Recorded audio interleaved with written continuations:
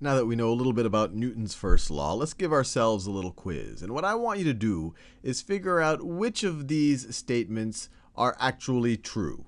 And our first statement is, if the net force on a body is 0, its velocity will not change. Interesting. Statement number 2, an unbalanced force on a body will always impact the object's speed. Also an interesting statement.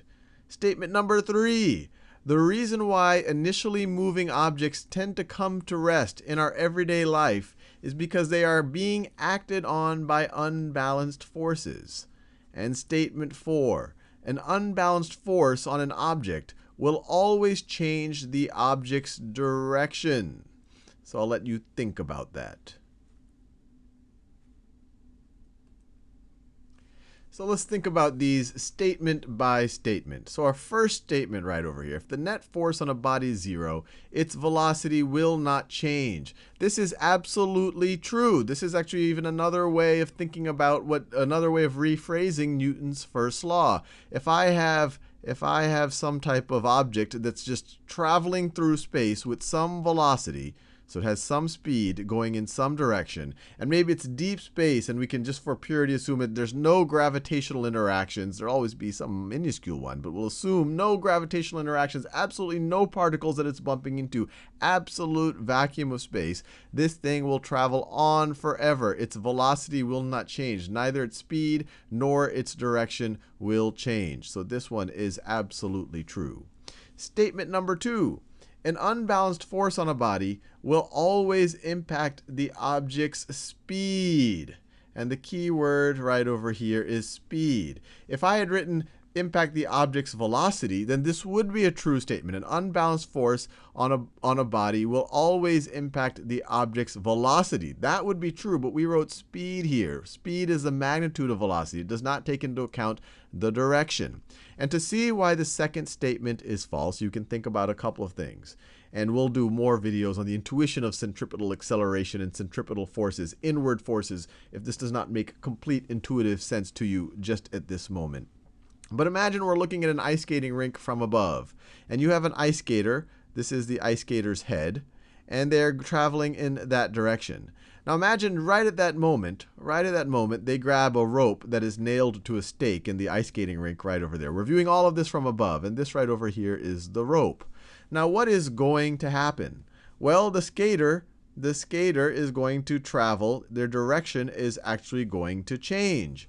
And they could hold on to the rope, and as long as they hold on to the rope, they'll keep going in circles, and when they let go of the rope, they'll start going in whatever direction they were traveling in. When they let go, they'll keep going on in that direction. And if we assume very, very, very small frictions from the ice skating rink, they'll actually have the same speed. So the force, the inward force, the tension from the rope pulling on the skater in this situation would have only changed the skater's direction. So an unbalanced force doesn't necessarily have to impact the object's speed. It often does, but in that situation, it would have only impacted the skater's direction. Another situation like this, and once again, this involves centripetal acceleration, inward forces, inward acceleration, is a satellite in orbit, or any type of thing in orbit.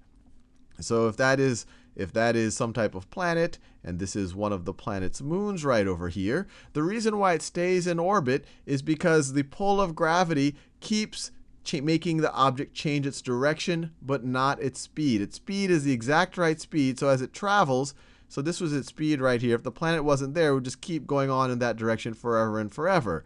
But the planet right over here, there's an inward force of gravity, and we'll talk more about the force of gravity in the future. But this inward force of gravity is going to accelerate this object inwards while it travels.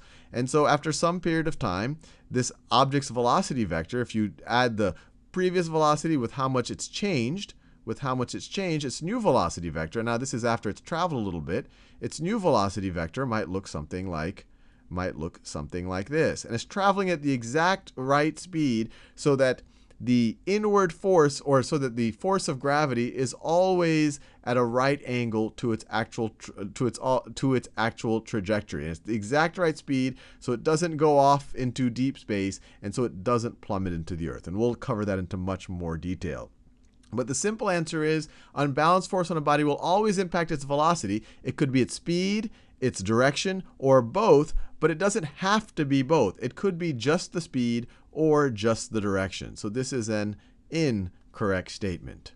Now the third statement. The reason why initially moving objects tend to come to rest in our everyday life is because they are being acted on by unbalanced forces. This is absolutely true, and this is the example we gave. The reason why if I take an object, if I take my book, and I try to slide it across the desk, the reason why it eventually comes to stop is because we have the unbalanced force of friction, the grinding of the surface of the book with the grinding of the table. If I'm inside of a pool, and even if there's absolutely no current in the pool, and if I were to try to push some type of object inside the water, it eventually comes to a stop because of all of the resistance of the water itself. It's providing an unbalanced force in a direction opposite its motion. That is what's slowing it down. So in our everyday life, the reason why we don't see these things go on and on forever is that we have these frictions, these air resistance, or the friction with actual surfaces. And then the last statement, an unbalanced force on an object will always change the object's direction. Well, this one actually is maybe the most intuitive. We always have the situation, if I have let's say I have a block right over here, and it's traveling with some velocity in that direction, 5 meters per second. If I apply an unbalanced force in that same direction, so that's my force right over there. If I apply it in that same direction, I'm just going to accelerate it in that same direction, so I won't necessarily change it. Even if I were to act against it, I might decelerate it, but I won't necessarily change its direction. I could change its direction by doing something like this, but I'm not always necessarily changing the object's direction. So this is not true. An unbalanced force on an object will not always change the object's direction. It can, like these circumstances, but not always. So always is what makes this very, very, very wrong.